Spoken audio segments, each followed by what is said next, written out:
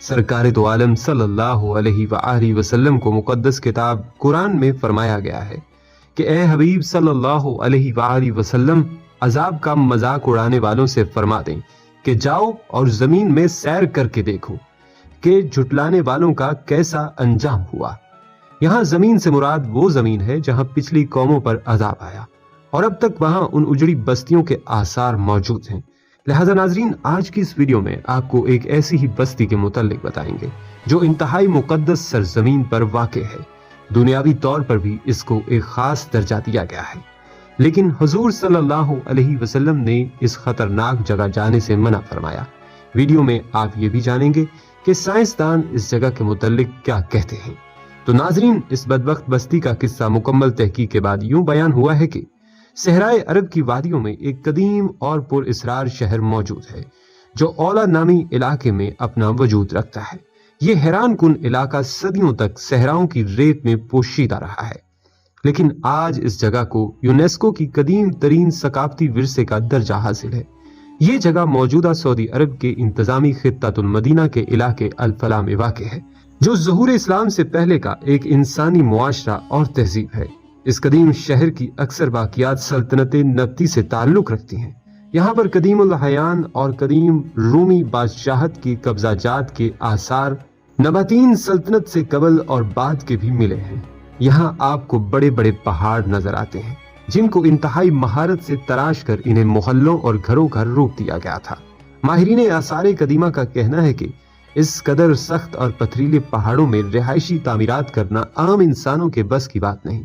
माहिरीन तामीरात को मौजूदा दौर में राय जदीद तरीन मशीनरी के इस्तेमाल के बाद भी पहाड़ों के अंदर इतनी बारीक बीनी से हुआ ये काम मुश्किल नजर आता है। नाजरीन, इस शहर को देखने के बाद ये अंदाजा हो जाता है कि कभी यहाँ रहने वाले लोग इंतहाई ताकतवर और बेहद हुनरमंद रहे होंगे। नाजरीन, जिस हैरत अंगेज और कदीम शहर की हमने बात की है, इसे इस्लामी टर्म में मैदान साले कहा जाता है। ये घर माजी में गुजरी एक सरकश कौम समूद के हैं। वो कौम समूद जिनकी हिदायत के लिए हजरत सालेह अलैहिस्सलाम को नबी बनाकर भेजा गया था। नाजरीन, पहाड़ों में तराशे गए कौम समूद के महल्लात आज भी इंसानों के लिए इबरत का सामान बने हुए हैं। बल्कि हुजूर अकरम सल्लल्लाहु अलैहि वसल्लम गज़वाए तबूक के लिए जाते हुए जब इस मुकाम से गुजरे तो हुजूर सल्लल्लाहु अलैहि वसल्लम बतौर खास अपने सहाबा इकराम रिज़वानुल्लाहि अजमाइन के लश्कर को यहाँ सिर्फ एक कुआं से पानी पीने की इजाजत फरमाई। वो कुआं जहां से कभी हजरत सालेह अलैहिस्सलाम की ऊंटनी ने पानी पिया था। इसके अलावा हुजूर अकरम सल्लल्लाहु अलैहि वसल्लम ने सहाबा इकराम को यहाँ की कोई भी शय खाने या पीने से सख्ती से मना फरमाया और इस मुकाम से जल्दी जल्दी गुजर जाने का हुक्म दिया। बल्कि हुजूर सल्लल्लाहु अलैहि वसल्लम ने यहाँ कयाम करने और इस इलाके को तफरीह की जगह बनाने की सख्ती से मुमानियत फरमाई। लेकिन नाजरीन, हालिया दौर में सऊदी हुकूमत इस अजाब याफ्ता शहर में हर साल महीनों पर मुहीत एक फेस्टिवल का इनेकाद करती है जहां रक्स व मौसीकी समेत दीगर बहुत सी महाफिल मुनक्किद की जाती हैं। बल्कि आप ये जानकर हैरान होंगे कि साइंसदानों के मुताबिक ये मुकाम इंसानों के लिए इंतहाई गैर महफूज और खतरनाक है। साइंसदानों ने कौम समूद की इस कदीम रिहायशगाह के एन ऊपर मौजूद ओजोन लेयर में एक बड़े और वाज़ेह शगाफ की निशानदेही की, जिसकी वजह से सूरज से आने वाली इंतहाई खतरनाक अल्ट्रावायलेट शुआएं बराह रास्त इंसानी जिल्द पर पड़ती हैं और इंसान की जिल्द पर कैंसर का बाइस बनती है। मजीद ये कि माहिरीन के मुताबिक यहाँ मिलने वाले अनासिर से इंतहाई खतरनाक ताबकार शुआएं खारिज होती हैं जो इंसानों और दीगर मखलूक की बीमारियों का बाइस बनती हैं। बल्कि जदीद साइंस कहती है कि मैदान साले में इस मुकाम पर ज्यादा अरसे तक कयाम करना इंसानों के लिए किसी अजाब को दावत देने से कम नहीं। यही बात नाजरीन हजरत मोहम्मद सल्लल्लाहु अलैहि वसल्लम ने इस मुकाम से मुतल्लिक बयान फरमाई थी कि ये अजाब याफ्ता लोगों की एक बस्ती है जो अल्लाह के गजब का शिकार बनी, ना कि कोई तफरीह का जहां नाच गाने के फेस्टिवल मुनक्किद किए जाए।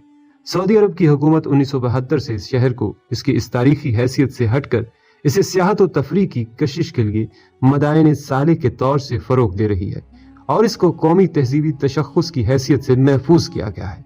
कदीम मिटी हुई तहजीब सल्तनत नबातीन की इंतहाई महफूज हालत में मौजूद खासकर 131 पत्थरों की तराशीदा घर और इनकी बैरूनी दाखिली दरवाजों को सन 2008 में अक़वाम मुत्तहिदा के इदारे यूनेस्को ने इसे सऊदी अरब की पहली आलमी विरसा की जगह करार दिया है। कौम समूद अरब की कदीम तरीन अक़वाम में से दूसरी कौम है जो आद के बाद सबसे ज्यादा मशहूर और मारूफ है। نزول قرآن سے پہلے اس کے قصے اہل عرب میں زبان زد عام تھے۔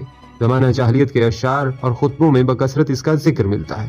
حضرت عیسیٰ علیہ السلام کی پیدائش سے کچھ عرصہ پہلے تک اس قوم کے کچھ بقا موجود تھے، بلکہ رومی مورخین کا بیان ہے کہ یہ لوگ رومن افواج میں بھرتی ہوئے اور نبطیوں کے خلاف لڑے جن سے ان کی دشمنی تھی۔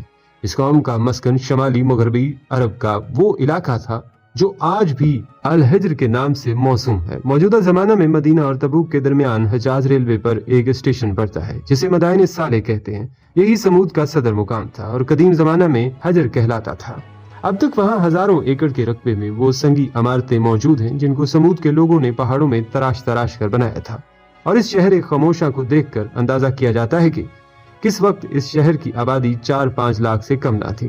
نزول قرآن کے زمانے میں حجاز کے تجارتی قافلے ان آثار قدیمہ کے درمیان سے گزرا کرتے تھے۔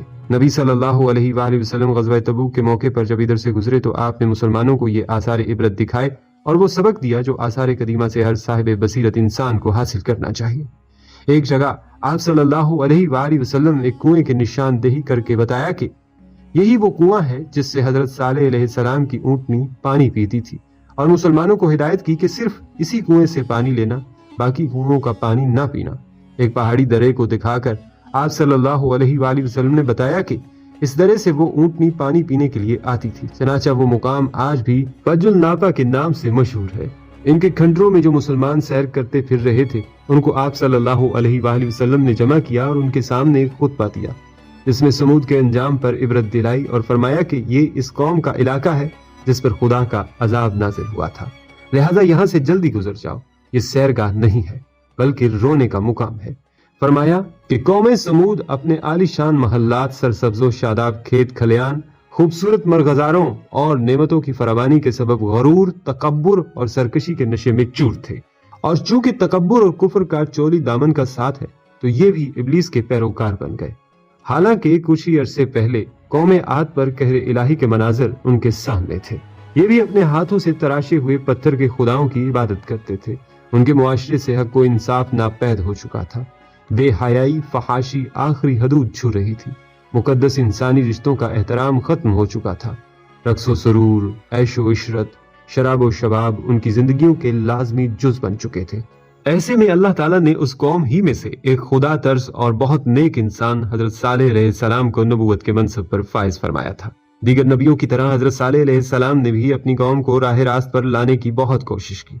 وہ دن رات انہیں سمجھاتے رہے کہ اے میری قوم، تم اللہ کی عبادت کرو، اس کے سوا تمہارا کوئی معبود نہیں ہے، اسی نے تم کو پیدا کیا اور آباد کیا، تو اس سے مغفرت مانگو اور اس کے آگے توبہ کرو، بے شک میرا پروردگار نزدیک بھی ہے اور دعا کا قبول کرنے والا بھی ہے۔ اس پر قوم ان کے خلاف ہو گئی اور یوں گویا ہوئی۔ انہوں نے کہا، اے صالح، اس سے پہلے ہم تم سے کئی طرح کی امیدیں رکھتے تھے، اب وہ منقطع ہو گئی۔ کیا تم ہم کو ان چیزوں سے منع کرتے ہو جن کو ہمارے بزرگ پوچھتے چلے آئے ہیں، اور جس بات کی طرف تم ہم کو بلاتے ہو اس میں ہمیں کبھی شبہ ہے۔ حضرت صالح علیہ السلام کی مسلسل واضح نصیحت اور اس کے نتیجے میں غریب لوگوں کا ایمان لانا قوم سمود کے سرداروں نے تشویش کا باعث تھا۔ دراصل غرور و تکبر کی دلدل میں دھنسے یہ لوگ اس بات کا تصور بھی نہیں کر سکتے تھے کہ کوئی عام آدمی اس طرح محفلوں اور چوک چوراہوں پر کھڑا ہو کر ان کے آباء و اجداد کے خداؤں کی نفی کرے اور صرف ایک اندیکھے رب کی عبادت کی بات کرے۔ لہذا اس مسئلے کا حل ڈھونڈنے کے لیے سب سردار سر جوڑ کر بیٹھے اور پھر متفقہ طور پر ایک نتیجے پر پہنچے کہ انہوں نے حضرت صالح علیہ السلام کو بلایا اور کہا، اے صالح، اگر تم اللہ کے سچے پیغمبر ہو تو ہم کو کوئی ایسا موضع دکھاؤ جسے دیکھ کر ہمیں تم پر یقین آ جائے۔ حضرت صالح علیہ السلام نے فرمایا، اے میری قوم کے لوگوں، تم کیا موضع دیکھنا چاہتے ہو؟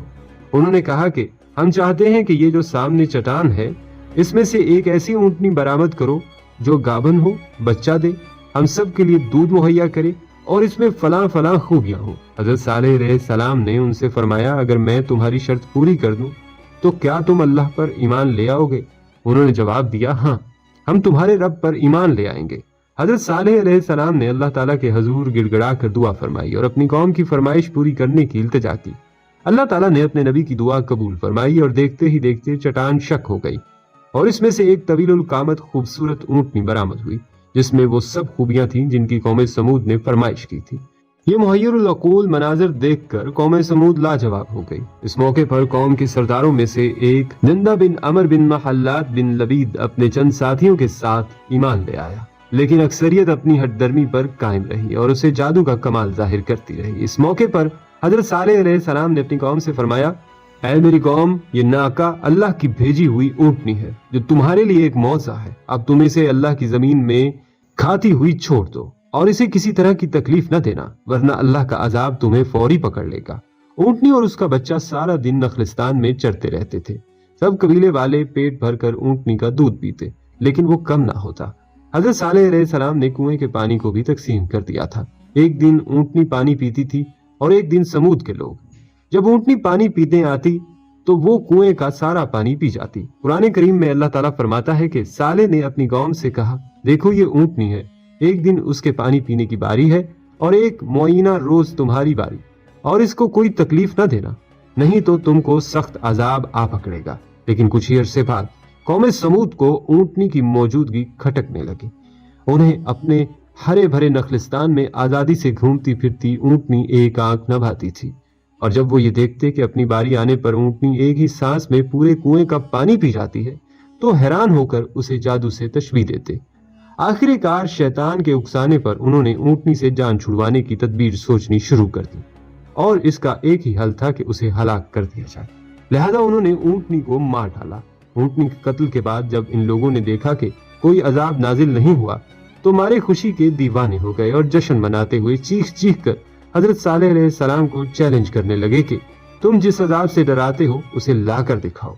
नाकजुल्लाह के कत्ल की खबर सुनकर हजरत सालेह अलैहिस्सलाम आबदीदा हो गए और फरमाया, इस बदनसीब कौम को अब अल्लाह के अजाब से कोई नहीं बचा सकता। इधर समूद के लोगों ने दीदा दिलेरी और जुर्रत में मजीद इजाफा हो गया। उनके दिल से डर और खौफ निकल चुका था। लिहाजा उन्होंने उसी रात हजरत सालेह अलैहिस्सलाम को भी कत्ल करने का प्रोग्राम बना लिया, ताकि ऊंटनी के साथ उनका भी किस्सा खत्म हो जाए। वो 9 अफराद एक पहाड़ के घाटी में छुप कर बैठ गए, ताकि जब हजरत सालेह अलैहिस्सलाम वहां से गुजरे तो उन्हें कत्ल कर दें। मगर कायनात का मालिक अल्लाह कौम समूद के हर मकरूब फरेब और शैतान की चालबाजियों से खूब वाकिफ था। लिहाजा पहाड़ से उन पर पत्थर बरसाए गए, जिनसे वो सब हलाक हो गए।